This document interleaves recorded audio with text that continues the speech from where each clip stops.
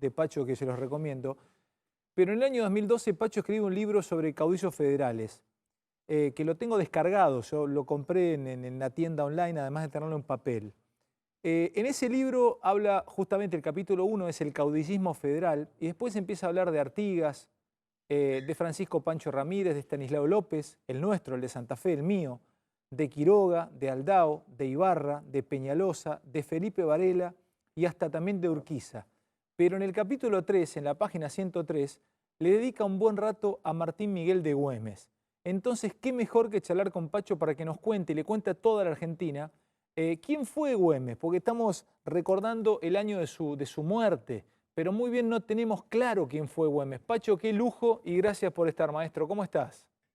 Pero qué suerte, Alejandro, que me llames además por este tema, porque tengo una inmensa admiración por Güemes. Ujú. Dentro del trío de nuestros grandes héroes de la independencia, San Martín, Belgrano, Güemes, Güemes representa lo federal. Recién lo decías de alguna manera vos. San Martín y Belgrano se referencian con Buenos Aires. Si bien San Martín no nació en Buenos Aires, pero él, digamos, es recibido en Buenos Aires, forma su ejército en Buenos Aires, etcétera. En cambio, Güemes, además, tanto San Martín como Belgrano son designados por autoridades superiores, ¿no es cierto? Es decir, la Junta de Mayo lo nombra a Belgrano jefe del Ejército del Norte, o el Triunvirato lo nombra a San Martín para que forme el ejército, digamos, patriota. En cambio, Güemes es un hombre que surge de la plebe, diríamos. Son sus gauchos los que lo eligen jefe. Güemes es un hombre de un origen social bastante alto, bastante aristocrático, pero él se identifica con las necesidades, con los intereses de los sectores populares. Ujú.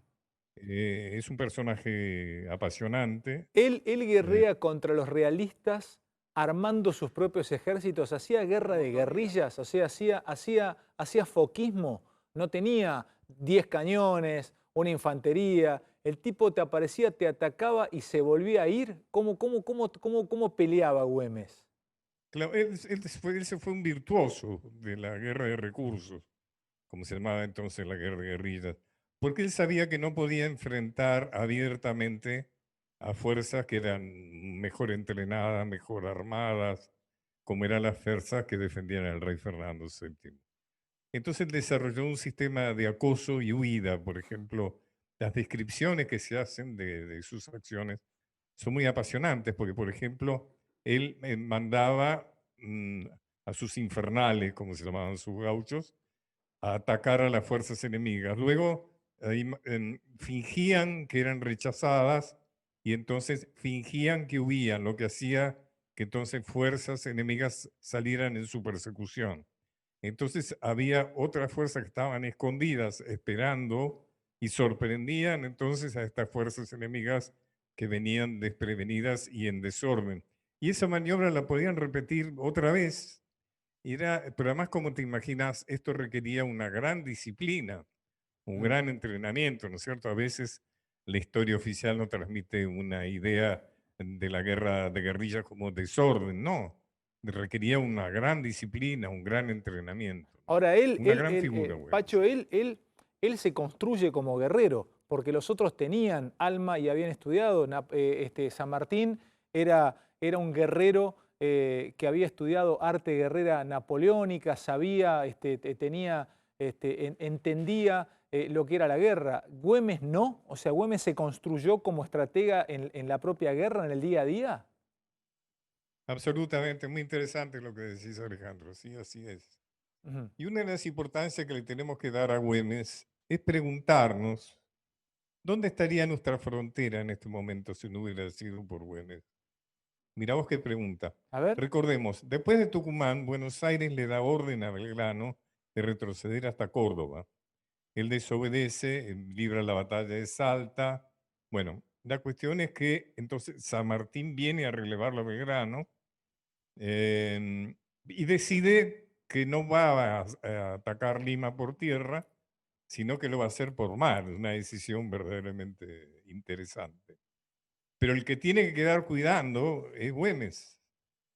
Y Güemes lo hace, como vos decías, erigiéndose una estrategia que había que inventar, que había que desarrollar, para evitar que las fuerzas realistas que bajaban de Lima o del Alto Perú no llegaran hasta Buenos Aires para terminar con la insurrección Claro, entonces, del clave, Río de la Plata. Pacho, Y lo que Güemes nos está, defiende esa claro, frontera y la defiende. lo que nos estás haciendo ver es que es un personaje clave. Es un personaje que realmente vos lo recalcás y lo rescatás en tu libro. Lo súper recomiendo este libro de Pacho, que es Caudillos Federales. Muchas No, gracias. pero Es un, déjamelo y- recomendar. Mira, este programa es muy federal.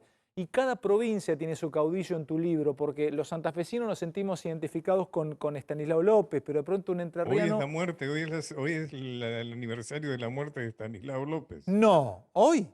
¿También? Hoy, hoy. Y Mi- fíjate vos cómo será esto de la grieta, como si hubiéramos inventado la grieta ahora, que en la capital federal no hay ninguna calle que recuerde a Estanislao López. No. Una figura extraordinaria, porque además fue un héroe de la guerra de la independencia. Además Sí. fue gobernador de Santa Ahí Fe, estaba una leyendo, figura extraordinaria, como vos sabés. estaba leyendo en tu libro, en el capítulo de Güemes, aparece el cura Muñecas y Claro, lo linkeás con Warnes. Y Warnes y Muñecas están cerca.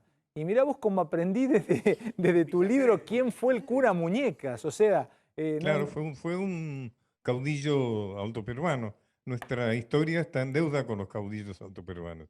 Es decir, con los caudillos que luchaban por nuestra independencia en lo que entonces era el Alto Perú, que era parte de nuestro territorio. Por ejemplo, Juana Zurduy fue una caudilla altoperuana. claro, claro. Su esposo, Manuel Asensio Padilla, también. Mm. El cura Muñeca fue un caudillo altoperuano. Mira vos, Mitre, porque Güemes tiene algo de caudillo altoperuano, ¿no es cierto? O sea, fíjate vos que Juana, cuando ya se siente ya devastada por las muertes del marido, de los hijos y demás, va a buscar refugio en Güemes. Mitre dice que cuando empieza la guerra de independencia, hay 102 caudillos altoperuanos y sobreviven solamente 9. Mm. O sea, pero nuestra historia como Alto Perú después se vuelve Bolivia, parecería que entonces hay que olvidarse de